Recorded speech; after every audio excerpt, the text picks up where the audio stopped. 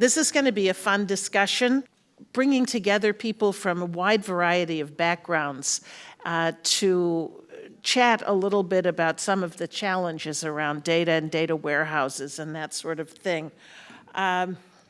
So I see down at the, I'll just go this way, down at the end of the table, we have Dr. Susan Hedayati, who is new to Stony Brook, and we're absolutely thrilled that she's here, and we're honored that she agreed to participate in this panel today.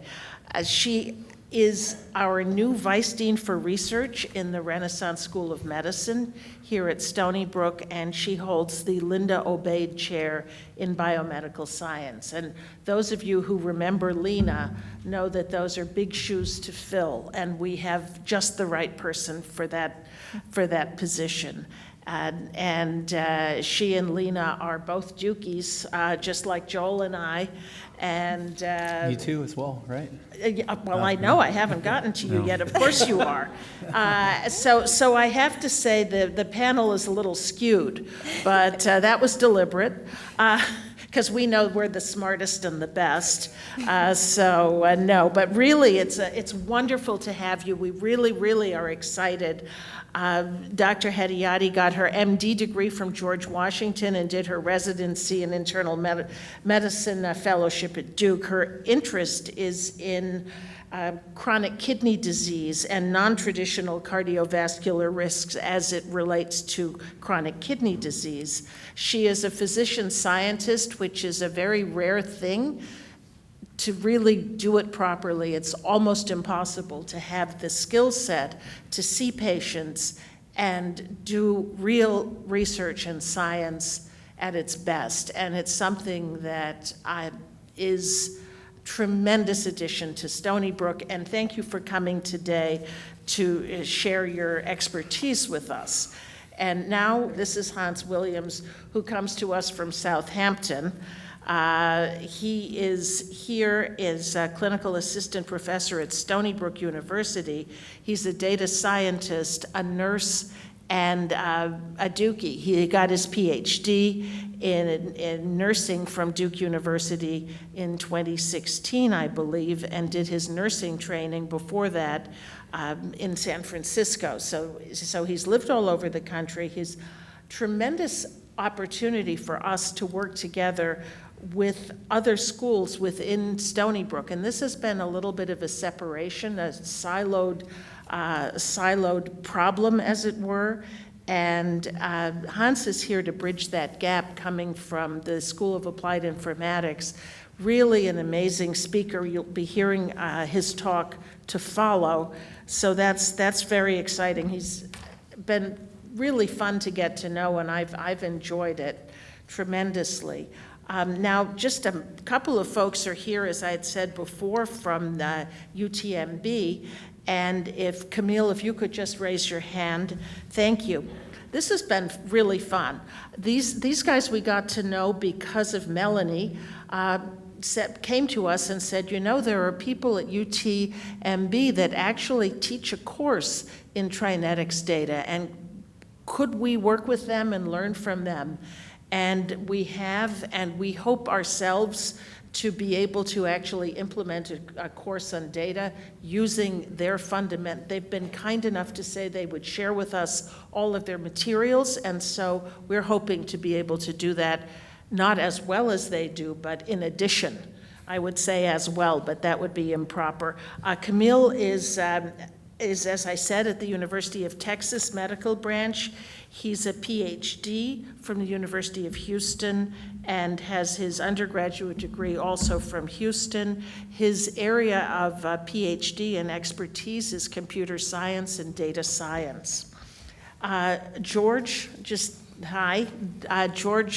Golovko is an assistant professor also from UTMB with a PhD from University of Houston, and hails from the Odessa National Polytechnic University, just around the corner.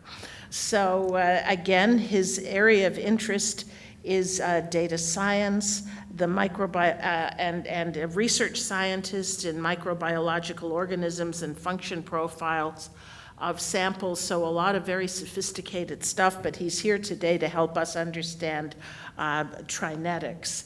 And last but not least, well, first of all, our guest keynote speaker has been introduced, so I won't do that again. Just a few words about Joel Saltz, who will be leading this panel discussion. As most of you may know, we are married, so I have to disclose that. It's much better if you don't have the same last name. You can kind of obfuscate that somewhat, which is an advantage. But Joel is the Cherith Distinguished Professor and founding chair of the Department of Biomedical Informatics here at Stony Brook and VP for Clinical Informatics in the Health Sciences System. His interests are in computational pathology and whole slide imaging. By training and background, he is a Dukey. We met the first day of medical school at Duke, and he did his MD and PhD in computer science at Duke. Before that was at University of Michigan, and he made a terrible decision for a while to leave medicine and go into computer science, but he understood the importance of medicine, and sometime around the mid-90s found his way back to the Department of Pathology at Hopkins, and here he is today. So Joel, over to you. Okay, well thank you, and thanks for participating in the panel. And thanks for attending. So we have a set of questions that circulated, but we'll probably ad lib. And want to thank Adam again for really spurring this discussion. So we have sort of a farming, a hunting, and gathering sort of issue here. And so the first set of questions involves data warehouses. And the first part of the question is how clinical and research data warehouses can be used to drive clinical care and research. And Adam obviously has given us some great examples of this already, but I think from everybody's perspective, so for people who don't deal a lot with data warehouses, it'd probably be best to articulate how one would hope they could, as opposed to necessarily how they actually do. And then will this alleviate the common complaint, we put data into the EMR, somebody puts data into the EMR, why can't I get it out?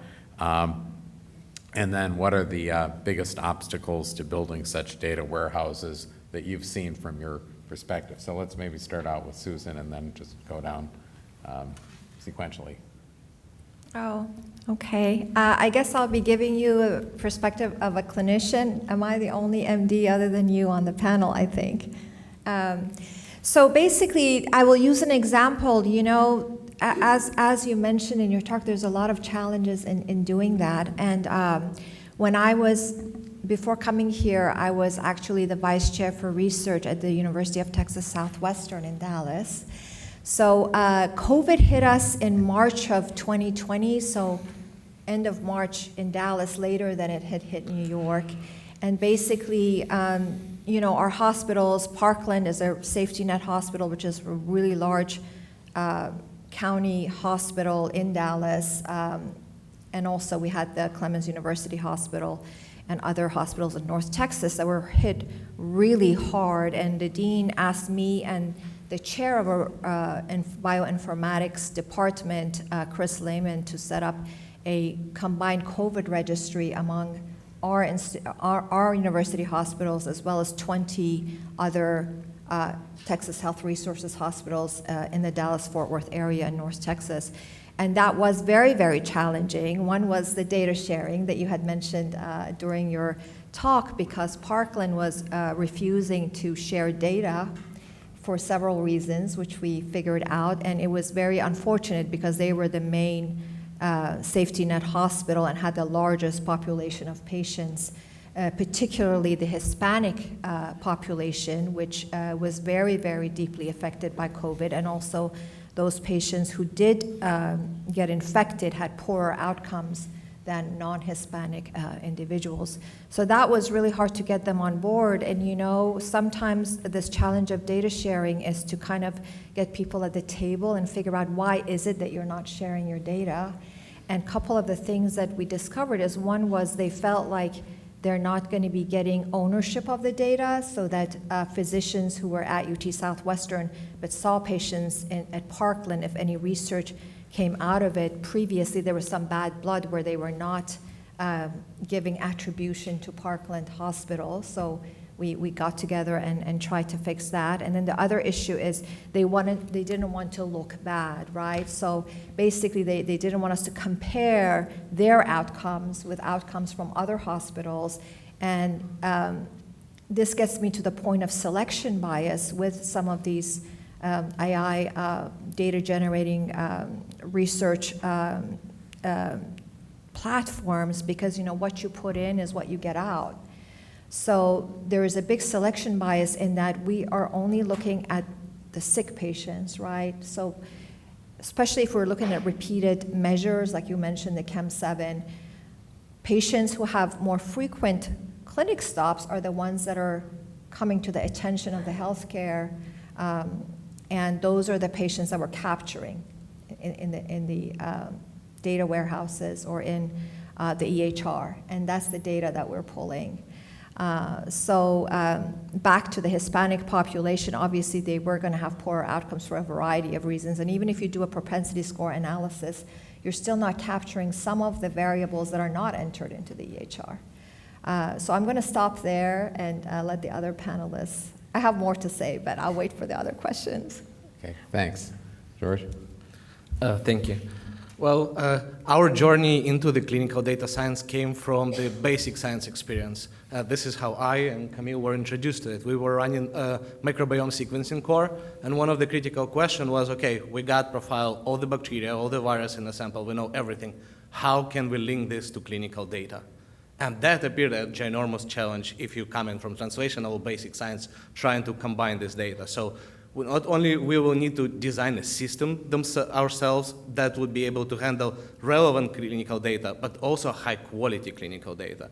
What we end up doing for the most of the time, I think like first 2 years of our work, is cleaning and polishing data, which we sort of designed the rule that data that present in EPIC, this is operational data to treat patients, but this is not research data. We cannot use it, we cannot publish with it directly. We need to harmonize it, make it heterogeneous, make sure that it's compliant, HIPAA compliant and everything. So creation of this data warehouses becomes a standalone feature. And we designed the platform to do it for clinical data, and right now UTMB is very strong on the vaccine development of different kinds. So we sort of start forcing the clinical data warehouse rule to the basic science, to the vaccine development, to the preclinical trials, to be able in the future easily harmonize the data and use it for publication or for research or for preclinical studies. So I'm glad that, that both of you have mentioned kind of the research aspect for it. So research in terms of using data is the tip of the spear. That's where people kind of figure out what they're really trying to do. That's the questions of, wouldn't it be, what if we could do this? And they start to do these kludgy ways of gathering it that become a mess over time, like basically non-scalable, but they make it work for a project. And there's a huge value to things like CTSAs that can go and kind of say, wouldn't it be more efficient if we pooled this together and worked on it, which is really valuable. But what I want to point out, and this is similar to what Susan talked about, COVID was interesting because the translation of going from research and then eventually you get the system, it improves the data warehousing across the system through things like the CTSA. That was all on steroids during COVID because it happened really, really fast. So for example, Washington University, where I am currently, they were just doing like the CTSA work of, we're going to, like Albert Lyowitz is the Chief Research Information Officer, for example, we're going to gather the data, put it in a warehouse, and we're going to be able to use it, and maybe some people will come along and work that. And then COVID hit, and suddenly everyone's like, where's the place where you have data? Oh, the researchers have it, this group has it, and suddenly they were thrust front and center in terms of the system and how we can use that clinically. So it accelerated that, like we talk about the 17-year timeline, I don't think that's just getting the data, but it's probably like 5 years that it takes from a research warehouse to make it into, like, we've got really good data, that it's, making it all the way clinically. And so that, like, look at what happened with COVID at a lot of institutions, because you see it's not that it was different, it was just it happened so much faster.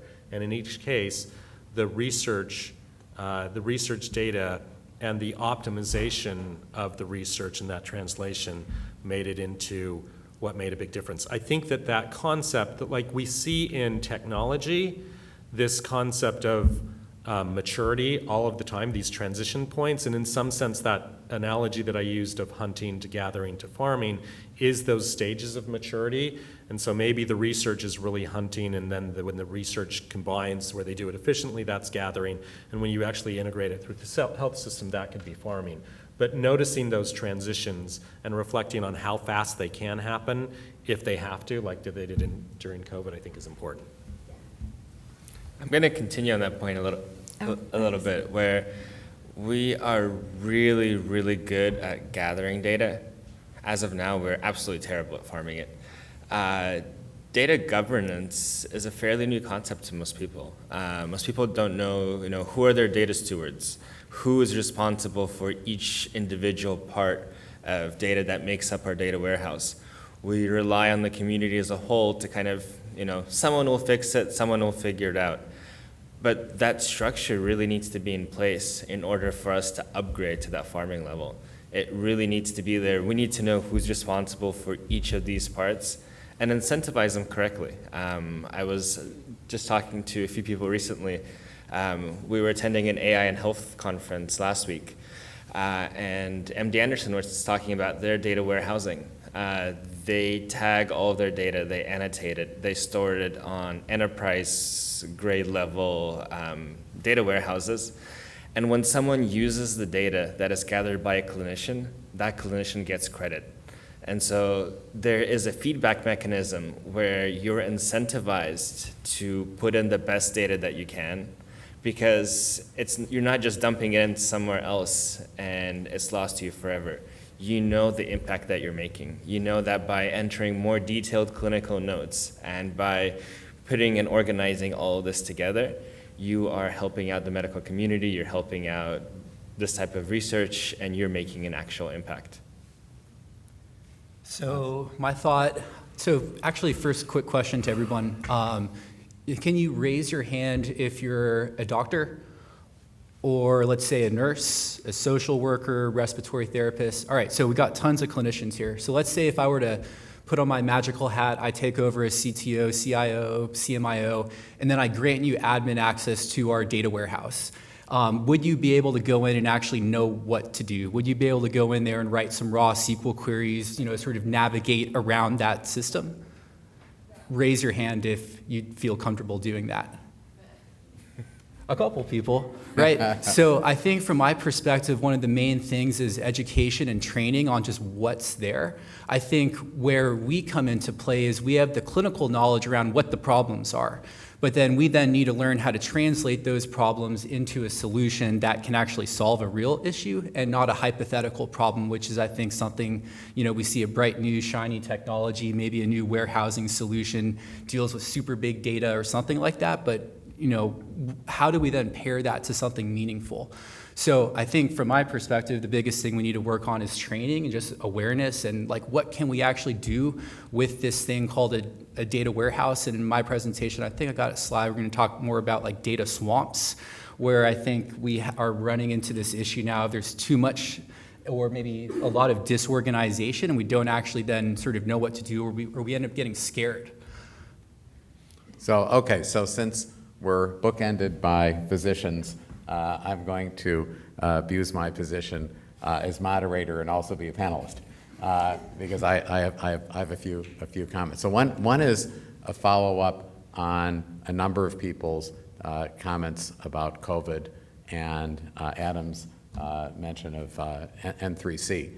So New York and Washington, I guess, were where it hit first, and Stony Brook, the biomedical informatics group, including actually quite a number of clinicians, banded together very, very early in the COVID pandemic to develop a COVID data resource that we called the COVID Data Commons, directed by the then Senior VP, Ken Koshansky. So this was intended to be, and was, the source of truth about clinical COVID. And actually, Mary Saltz was the director of the resource. And that soon led us to begin to work with the N3C via introduction, actually through Mike Basich, to Melissa Hendel.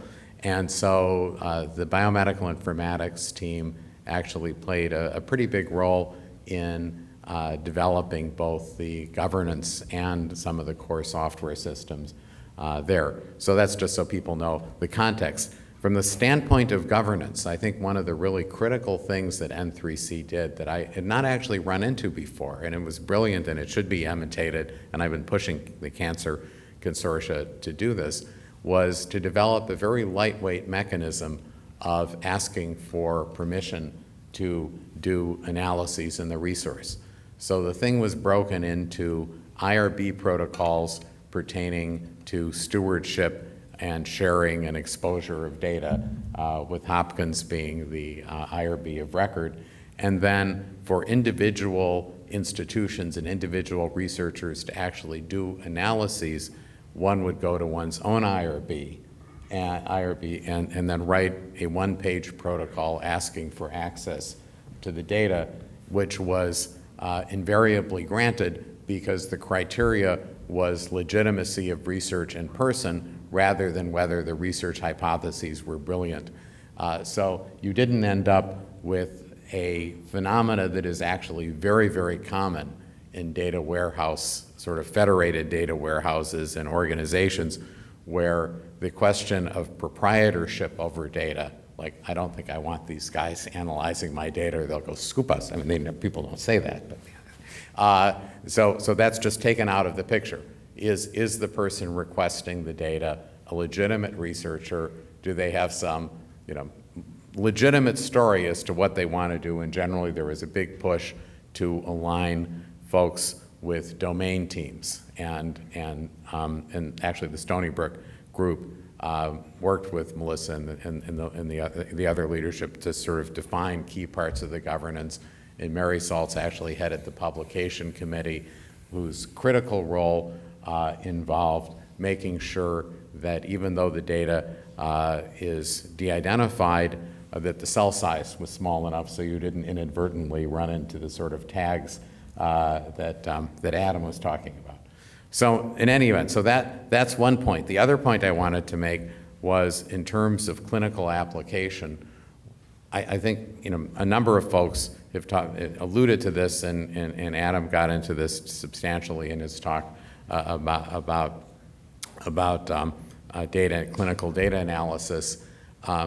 But the sort of soup to nuts, you can have all the data you want, but actually getting a actionable clinical outcome from the data requires a level of coordination that many institutions are not capable of. So two short examples. One is at Hopkins, we developed an antibiotic stewardship program using a data warehouse that we had developed. This was the late 90s, so you kind of had to develop these things kind of from scratch at the time. And the good news is it was very clever, and we wrote a paper or two.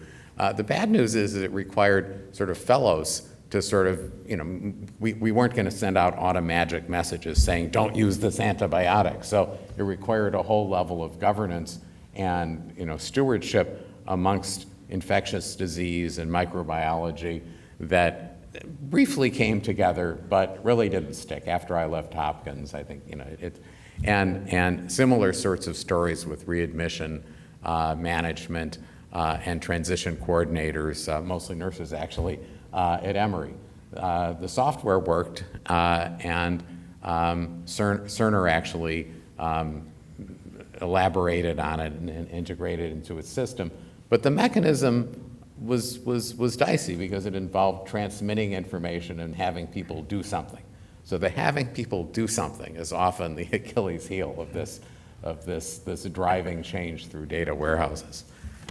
Okay, so I wanted to make a quick comment about the clinical application as well. So this also was during COVID, and one of the clinical applications that we used that registry for, and we did have the stewardship as well in the IRB. We had a blanket IRB for all the de-identified studies, and then if people wanted to identify, they had to go through the IRB again. But basically, resources were limited. You guys know more about that than we do in Texas. There weren't enough vents, there weren't enough dialysis machines.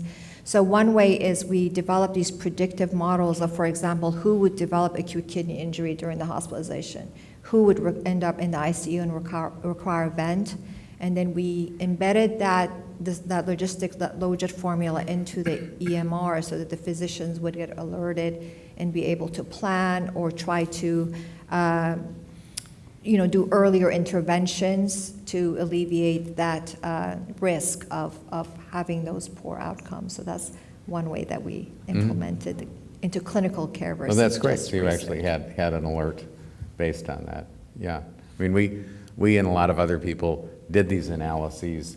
As far as I know, we didn't have an alert, though. So that's very nice. That's great. Okay, so the next set of questions pertains to how informatics experts can help shape queries and guide users. And then I think in the interest of time, I'm going to combine that with speculations or observations pertaining to the potential role of AI in data analytics and managing information and reasoning about information in data warehouses. So maybe you start with Hans, so Susan Yeah. doesn't always have to. Yeah, so now I don't have as much time to think of a good response. So in my courses that I teach, so I'm in a master's program, Applied Health Informatics in the School of Health Professions, and some of the core courses that I teach are in data science and cloud infrastructure. And we have not shied away from using ChatGPT, Bard, and some of these other large language models for helping us learn how to code better, faster. So I think one of the interesting applications from my perspective, not say using AI for, writing an IRB proposal or doing the final version of a research paper, but for helping us get better at whether you're, coding in Python, R, SQL, whatever your language of choice is. I think that's come quite a long way. So we've been using that, for the last 6 to 8 months, and I could say that even in my own, so I still program a lot on a daily basis, that's greatly helped my own efficiency. Now, it could be dangerous where you still need to understand what it is that the output is, that you just can't take it at face value, obviously, because there's been plenty of times where I've gotten output from ChatGPT or one of these other large language models that just doesn't make any sense or generates errors, et cetera, then you still need to worry about what information you're passing on to those models and what their data retention policies are, HIPAA health, issues obviously there. But I'm super excited about it. I think it's going to be a brand new tool in the toolbox that we just need to figure out how to incorporate into our daily practice. So I know my answer kind of focused on the AI part. No, that's but, great. Yeah. That's great. Camille? In that case, I'll focus on the other one. In addition to laying a good base groundwork as far as knowing what the capabilities of AI are, knowing the very basics of medicine, I really believe in cross-functional groups and development of those within institutions. With the course that we started that was based on teaching people how to use the Trinetics platform to answer their research questions, the class ended up naturally having a lot of cross-functional groups. We had medical students, we had residents, some fellows, attendings, as well as graduate students. And when you combine a different mix of skills into single projects, they all bring in their own perspective and have their own way of looking at a problem and trying to solve it. We had brilliant arguments of how when pharmacology students would argue with residents as to how a specific medication should have been prescribed or when you can and can't go off-label. We didn't have the expertise knowledge to actually judge and say, no, you're the right side, you're the wrong side, but it was interesting to hear those discussions and bring up those topics. So one of the things that we're actually starting up now at UTMB is we're identifying groups of so-called super users who will be available for their own internal medical communities to help guide projects and help steer them in the right directions. We're working out on some protected time for residents and fellows in order to serve as those resources within, to help develop projects basically within their local communities. So I'm big on aligning incentives, and for 15 years, when you think about giving access to data, for most people, the first thing that comes to mind is if they use this wrong and lose their laptop, we're going to be on the news. And I think that's pretty ingrained in us, which is too bad because there's actually solutions to that. There's ways to do this pretty effectively where we can be protective of it, but we need to create the pathways to do it. One thing I like to ask is how long does it take in an institution for someone to get access to data? And when I was leaving Intermountain Healthcare and going to the University of Washington, the day before I left, someone had asked me to help them with a query, which was for a population of people with depression and diabetes, can you identify them, how many of them are in remission, and what are the social determinants comparison across that, which I thought was a really good query. There's a lot of, there's a lot of good research that could be done on that query, and I thought, okay, so next week I'm going to be at a new institution. I'm going to see how long it takes me to run that query at this new institution. I stopped counting after 6 months, and it wasn't that I was going there and just initially trying to do it. It takes a while to figure it out, and I was the chief analytics officer, and it took me that long. And so if it takes longer than a week to figure out how to get access to data, the only people that get access to data is people whose job description is to get access to data. But I don't believe it should take that long. I think that we could align situations where people could get safe, secure access to data within a day if you made that a priority within an organization. And is everyone who gets access to use that going to do something amazing with it?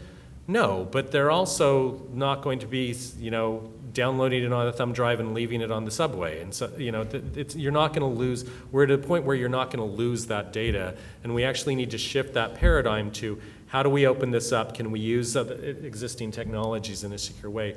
Because if we could get it to that, that's a 2 order of magnitude explosion in terms of what people can do with the data. And I think we would be blown away by a 2 order of magnitude explosion in terms of what people are doing with the data. But right now, the incentives and everything we're tuned to is to keep them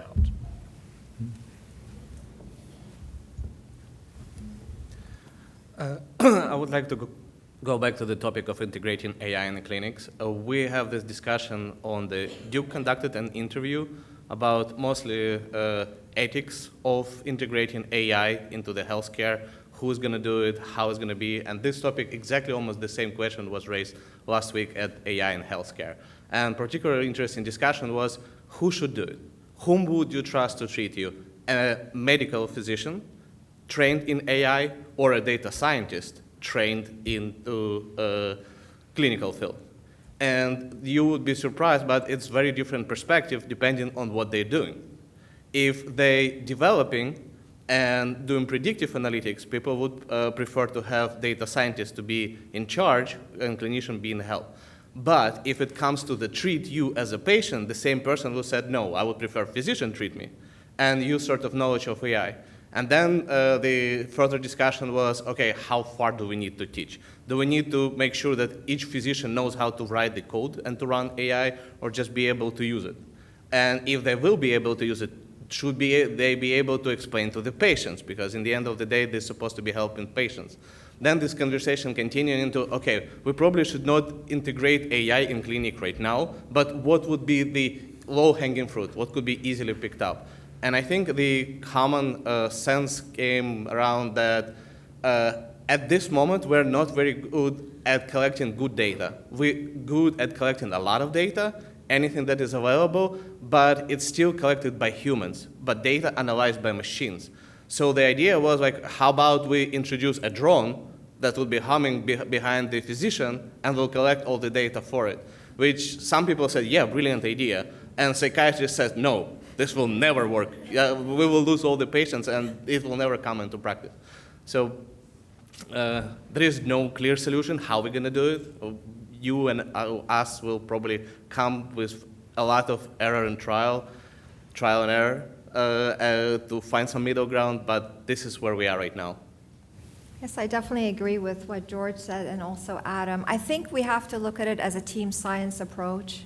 You know, it's about teamwork. And physicians and healthcare providers, you know, we get busy. We get busy. And even if this boot camp is very useful to just kind of learn the language to be able to communicate with data scientists and AI scientists, but it's like, for example, when I was doing my master's degree at Duke in biostatistics, I learned SAS. I could write, you know, the program, everything. And then when I was junior faculty, I was pretty much doing my own biostatistics and generating my own papers. But then after a while, if you stop using it, you forget, you can't keep up with the new innovations that are coming up, you know, in language processing and things like that. So we really do depend on the data analysts and data scientists to be able to help us, you know, retrieve the data and analyze it. But it is very important for us to make sure we're talking the same language, right? So like, for example, providers can really inform AI scientists as far as where these variables reside in the EHR, what kind of codes or lab data, what they mean, and then by the same token, as clinicians who want to do this kind of research or patient care using AI, we have to kind of know your language. You know, when you talk about SQL or a LINC code, what does that mean? So I think that approach is really important. So, okay, so I'm gonna jump in. One of the things that I've found as being really critical is that people jumping in to analyze data sort of for the first time who aren't really used to it often don't know what they don't know. And people who are actually used to analyzing data and they're analyzing it for healthcare applications often don't know what they don't know.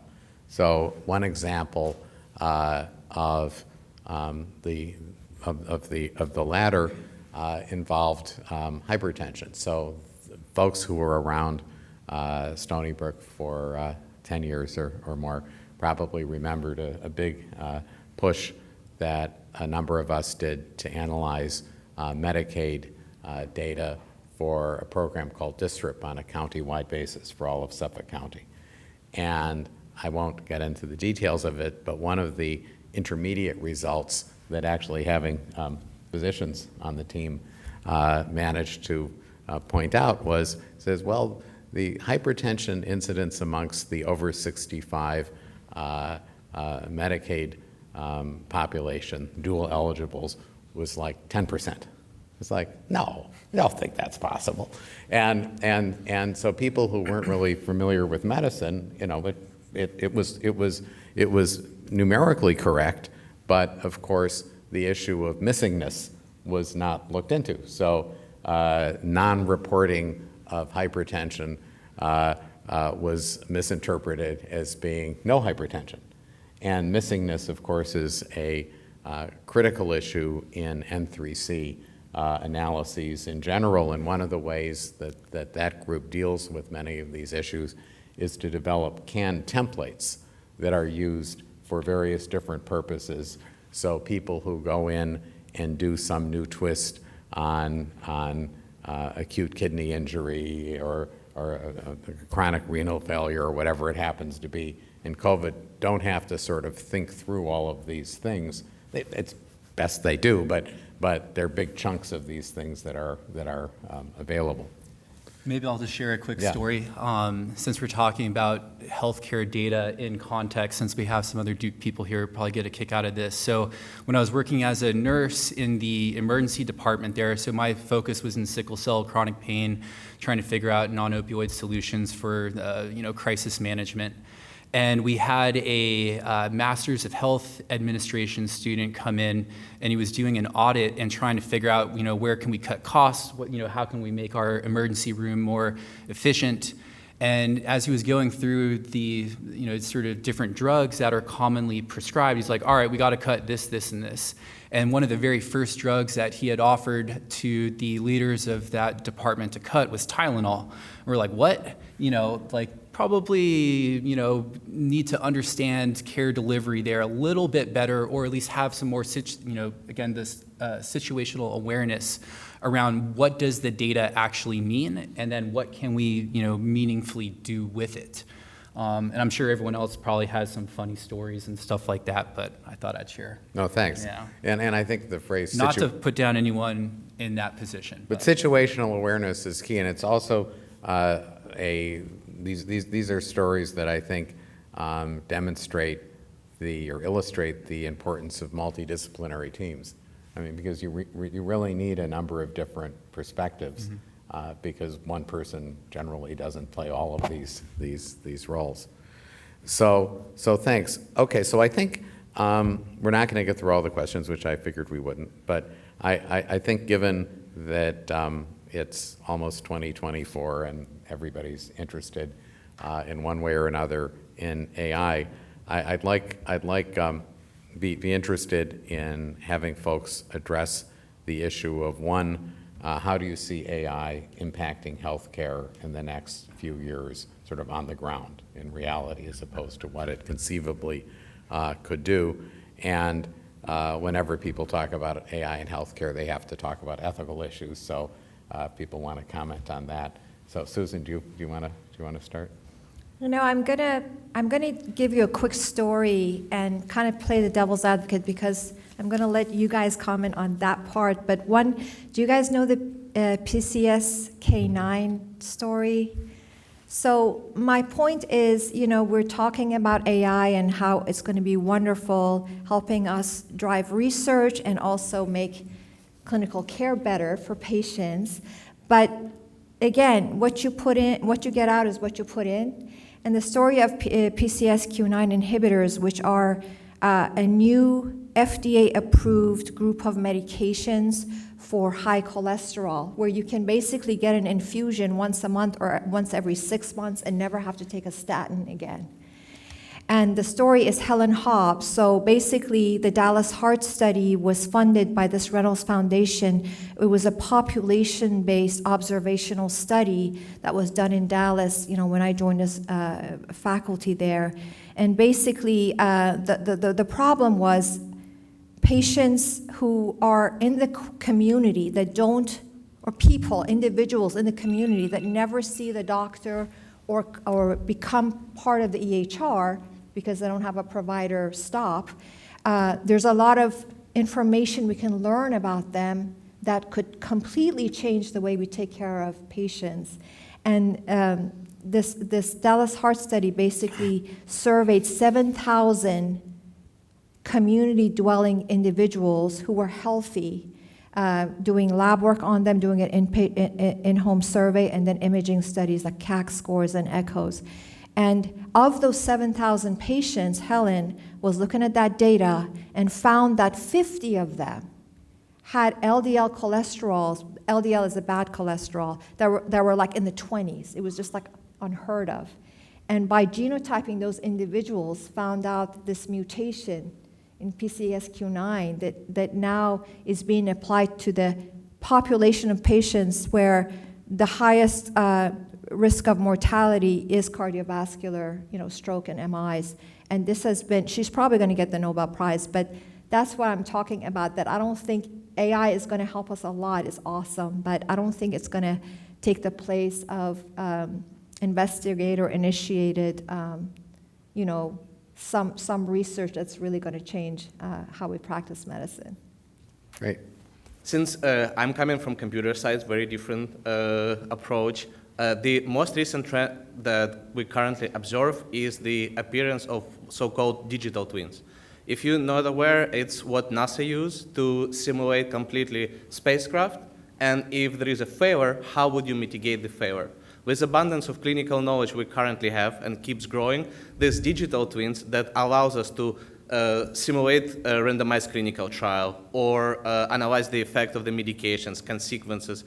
I think this would be something that scientific community, I'm not sure how much medical community, but scientific community will push forward and integrate AI into the routine analysis. Great. I've said a lot. I'll defer to other people on the panel. I was going to say that I believe AI is going to introduce, in a negative tone, a little bit of disinformation in the next, let's say, 5 years or so, because we just have a great influx of brand new users who have no idea what you should watch out for. And there's going to be a few steps that we need to take along the way in order to validate, establish frameworks to actually evaluate everything that's being published. Right now, there are very easy ways to publish things, journals such as, I'm going to call it Curious, where they're supposedly peer-reviewed, but the peers don't have a very high level of stringency, will allow things through, and we need to have set barriers that would actually establish requirements for AI products to be utilized. My quick response is administrative. I think where we've seen the most benefit of AI to date, AI, machine learning, whatever, is related to scheduling, claims processing, things like that, things that we don't necessarily like to do that have a high burden and a high cost. If we look at where do we spend the majority of our money right now in the healthcare system, it's admin. So I think if we're able to use some of these new ML, AI tools to continue going down that path of just making the administrative work more streamlined, and then we'll eventually get to the point where maybe we have better AI models that can do more of the clinical work, but I think admin for right now. Okay, and I'm going to use my 45 seconds as a shout out for AI and imaging. That's an area that is important, and a bunch of the applications are very concrete and non-controversial. Find the lung nodules, find all of the regions with cancer in a whole slide image or things along those lines, things that can be validated by people but can improve the efficiency and accuracy of diagnosis and potentially develop new biomarkers. Thanks, very many thanks to the panel. Thank you so much.